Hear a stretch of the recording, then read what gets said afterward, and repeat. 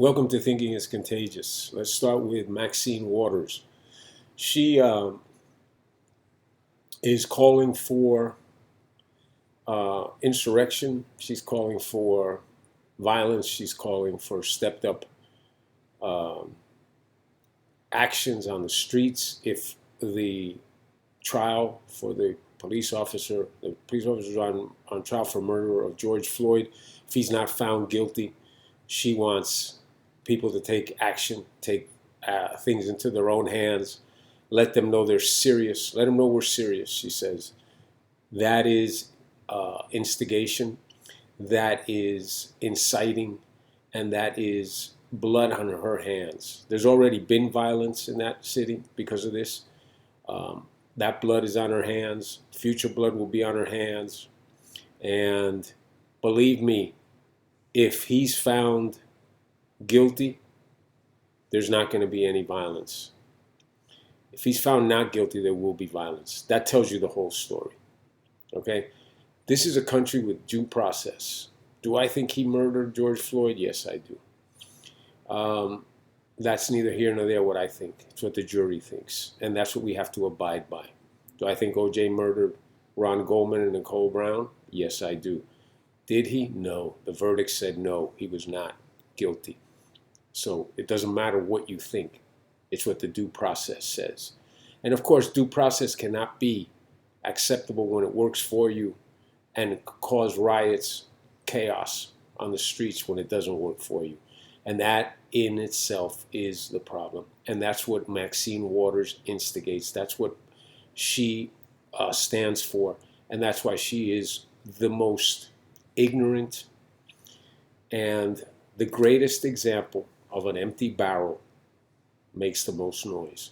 Absolutely the emptiest barrel probably that there is, making a whole hell of a lot of noise. Speaking about empty barrels, we also have Joe Biden, Vice President Biden, and President Kamala Harris, who have finally had to admit that the border is a catastrophe.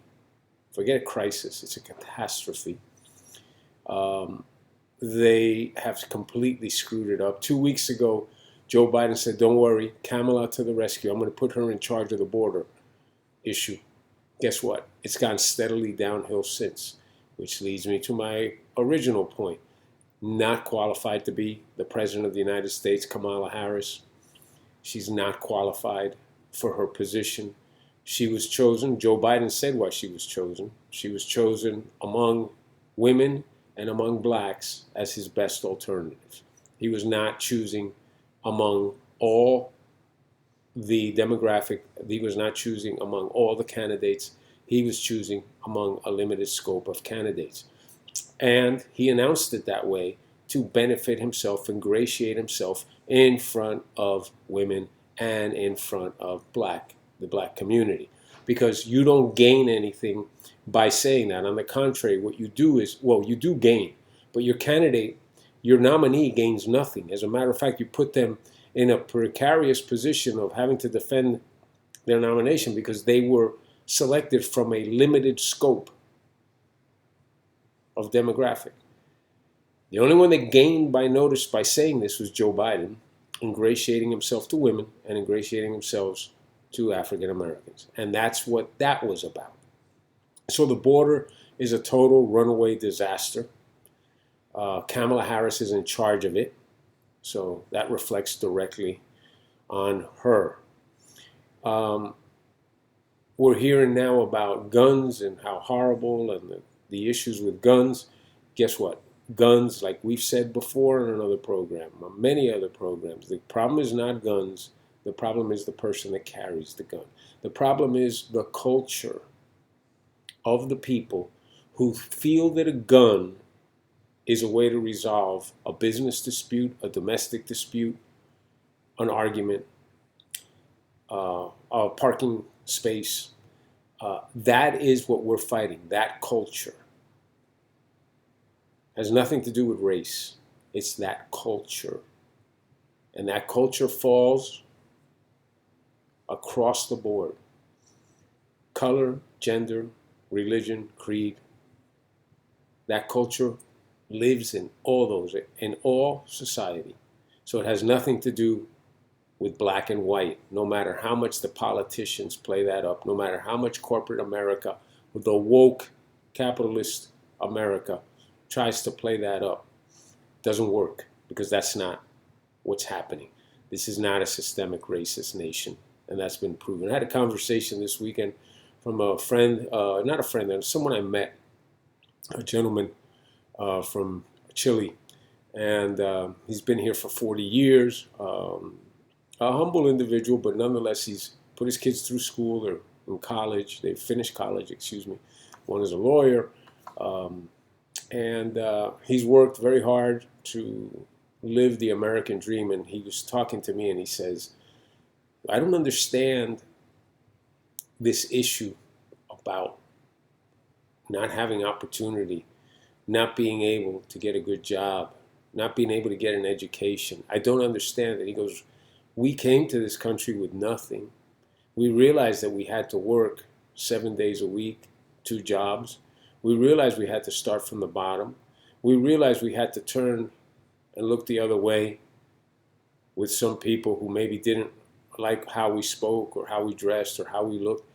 But nonetheless, we had a goal, and the goal was to reach the American dream. The goal was to own a house. The goal was to have our family grow up here in freedom and liberty.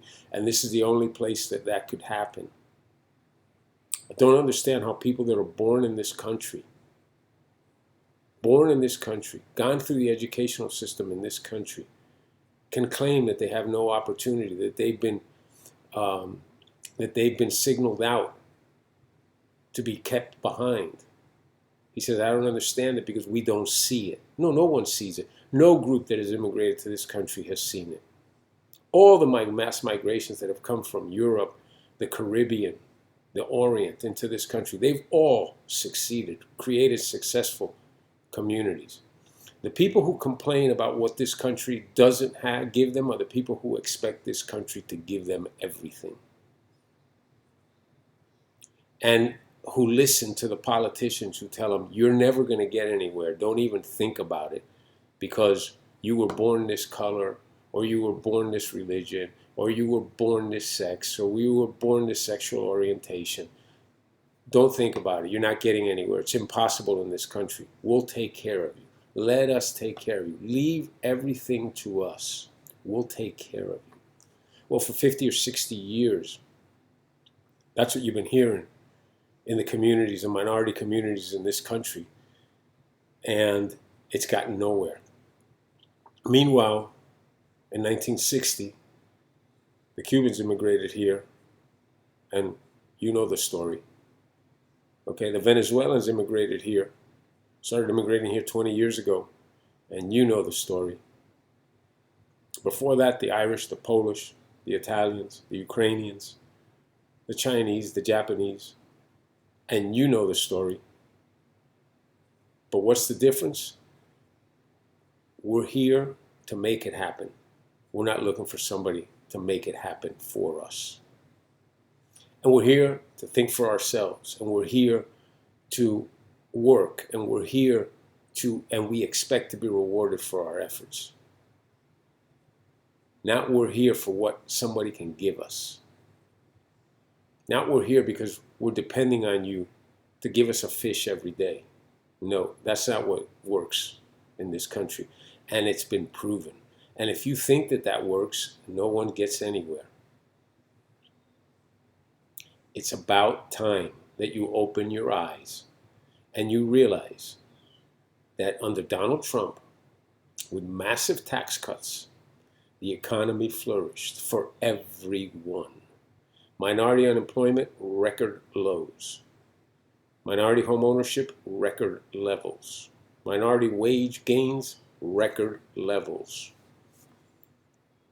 Female wage parity, great advances. All under the Trump economy. And what were you fed and duped? That Trump ruined the economy. No, the economy was ruined by those who opposed Donald Trump, left and right side of the swamp. because they knew that if they could put a kink in the armor of Donald Trump's economy, they had a shot. They took COVID and they ran with it. They shut down this country for absolutely no reason. Only to shut down the economy, only to use it as a weapon against Donald Trump. Then they took the election, and I don't care, YouTube, you can say what you want about this. That election was a result of the rule changes that allowed indiscriminate voting by people who deserved to vote or couldn't, who didn't deserve to vote, weren't allowed to vote, weren't eligible to vote. There was a lot of that. And this now ridiculous reaction to Georgia trying to fix the Georgia legislature being responsible, representing their constituents, and trying to fix all the flaws that they saw that created the debacle that happened in Georgia. And what happens? Those who prospered from the debacle, who lived off the debacle, who need the debacle to spread to all 50 states, those people are claiming Jim Crow, racism. Why?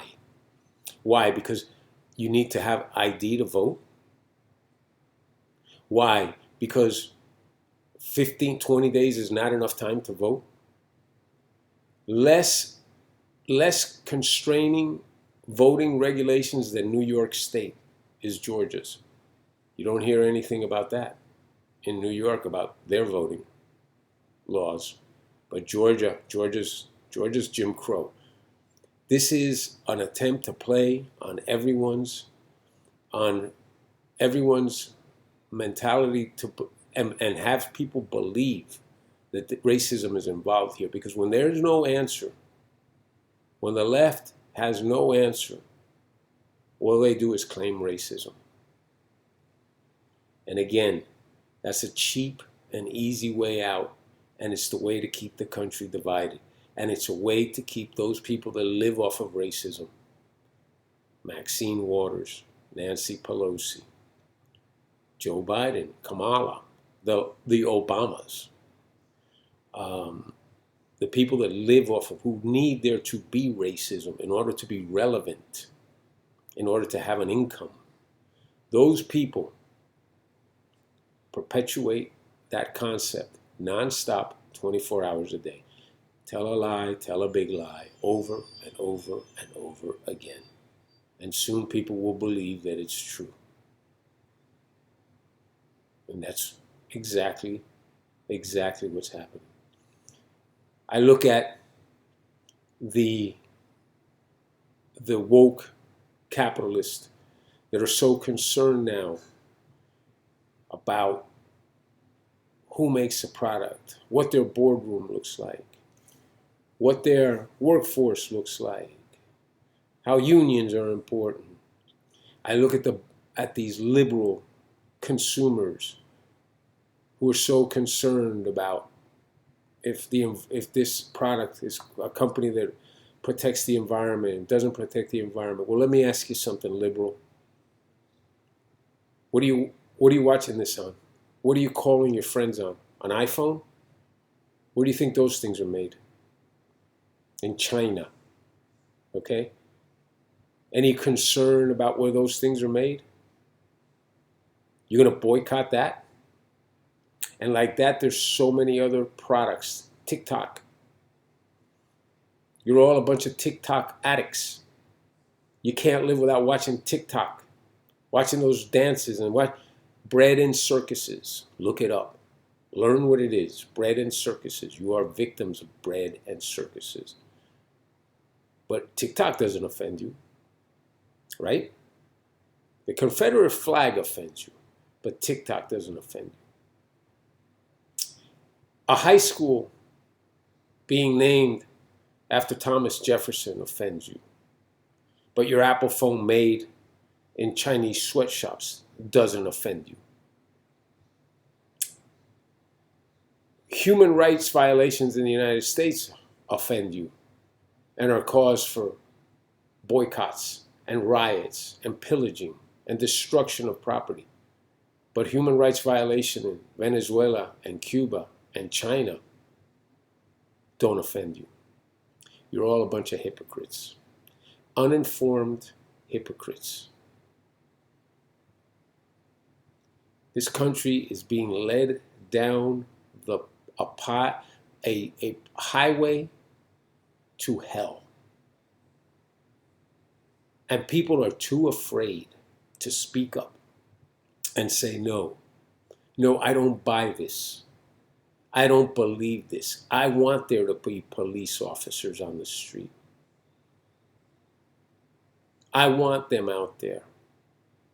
I want you to stop showing the 6 or 7 or 8 people that are killed every year by police officers, minorities that are killed, the people of color that are killed by police officers in what you deem to be police brutality incidences.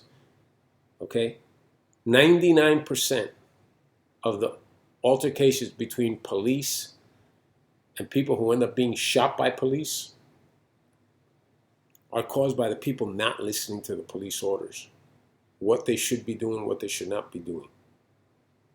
This last gentleman that died, the 20-year-old that got killed, they're making him out to be a choir boy. Every picture I see, it's him with his son, his little 1-year-old son, who I feel sorry for. But you know why I feel sorry for his son?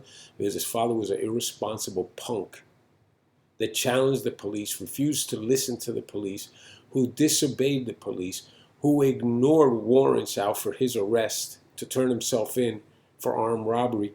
None of these things mattered to him. Then his little son wasn't so important to him, was he? The welfare of his son wasn't important. But now that he's been shot because of his own actions. That policewoman made a mistake with the taser, thinking it was a gun, thinking the gun was a taser. Yes, that's human error. And you know what? She's going to have to account for it either through the manslaughter charge or whatever. But you could see and you could hear in her voice, she made a mistake and she totally was upset about it, regretted it, and wished she could take it back. But one thing's for certain, that man would not be dead. That little boy would not be without his father. And that woman would not be going through hell right now if that guy had listened. And if you say, oh no, but they abused the minority, okay. You have a cell phone, videotape it. Take down the badge number, get the officer's name, videotape it, and hire a lawyer. Believe me, there are lawyers, there's too many lawyers, just waiting for the phone call. Because they know it's easy money. A minority claims police brutality, take it up, bring it before the media, there's a settlement, 40%, ching ching, and on we go. Don't tell me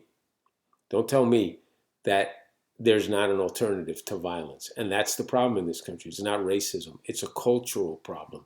The culture that is willing to take and make the gun his or her answer to whatever issue he or she is faced with.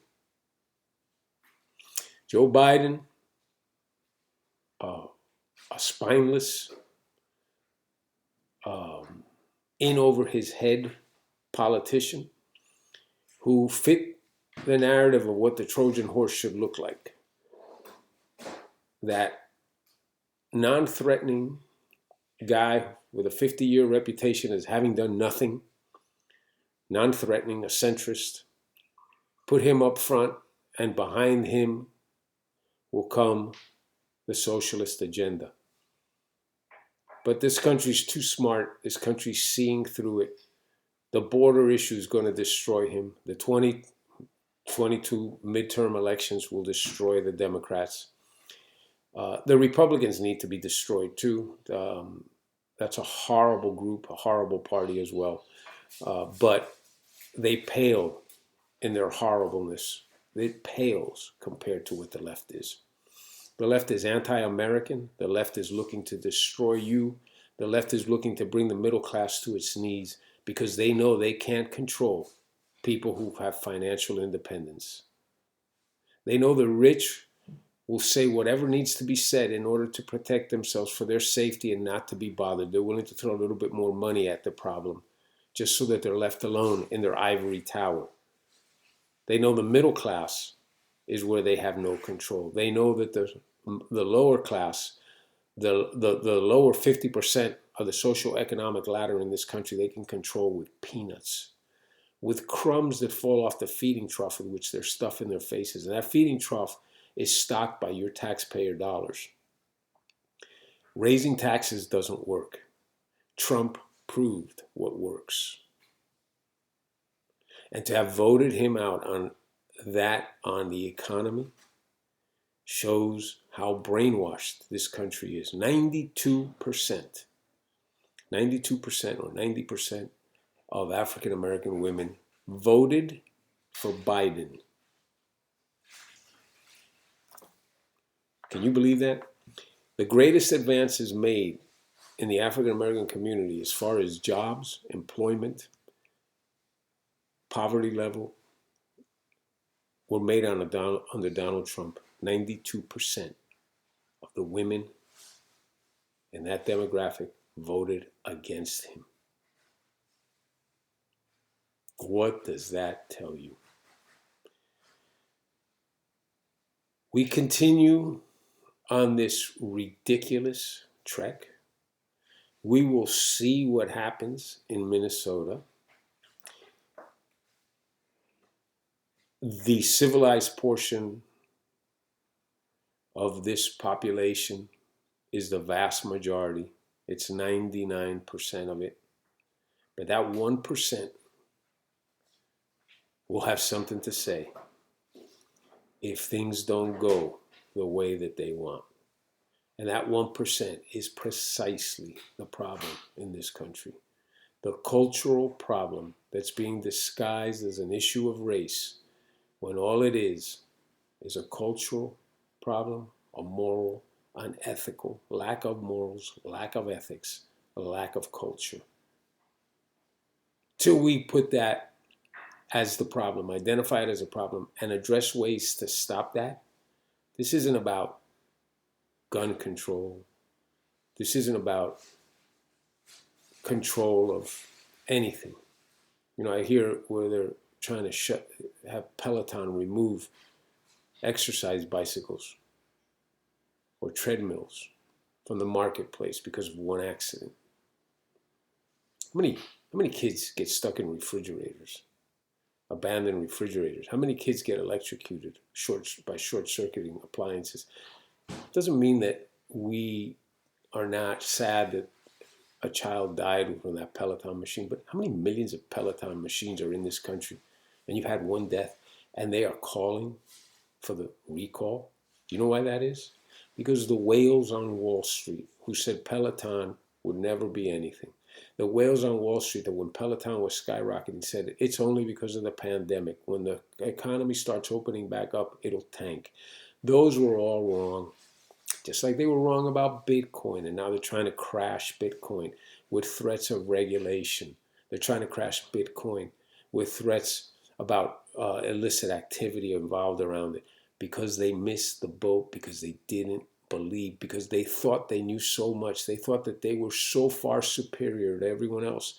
And now that they're wrong, guess what they need to do? Bring it back down to their level. Bring it back down to where they say, you know what, we may not get into Peloton at 20 where it was, but instead of 110, if we can buy it at 90, we're good because it's a great stock. We blew it and we didn't see it. Bitcoin is 65,000. Let's try to knock that thing down to below 50. Let's get in it because guess what?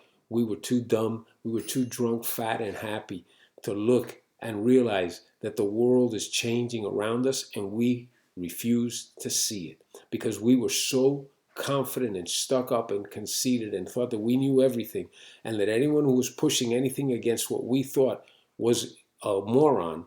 And guess what? They're wrong, so they got to knock it down so they can jump in. This is the name of the game that's being played on Wall Street. This is the game that's being played in America, corporate America, the woke CEOs who should be stopped We should be boycotting. There's 75 million of us who voted for Donald Trump. Boycott their products. The Walmart CEO finally came to his senses and says CEOs should not be getting involved in politics. That is correct. That is correct. But the rest of them that continue this, MLB baseball, shameful, disgraceful. They warrant no loyalty from me, or no baseball fan should be loyal to MLB baseball. If you're an African American, they took the game, the All-Star game, from a town that's 51% black and took it to Denver that's 9%. And if you're a baseball fan, you've been affected. If you are a person who believes in equality and believes in liberties and believes in people being able to speak their mind, and if you believe in law and order as far as voting rights and voting privileges and voting structure is concerned, because Georgia tried to fix a problem, MLB baseball has decided that they will be the arbiter, the judge, the ultimate judge and jury, and decide that it's wrong. Well, guess what? It's not wrong. And guess what? We need to stand up and we need to stop the ridiculousness that's occurring. There's no CEO of any company that comes across and starts blaming this country, the ills of this country. Every country has faults, but when they start blaming the faults of this country on systemic racism, all they are is pandering to an audience to make sure they don't lose customers. They don't care, because they would not be perpetrating such a lie that all it does is hurt those minorities. By saying that this problem exists, by saying that they are not given opportunity, that they're not on the same playing field, they are creating a problem for the very people that they profess to be defending. Those are the facts. All right. Thank you and have a good evening.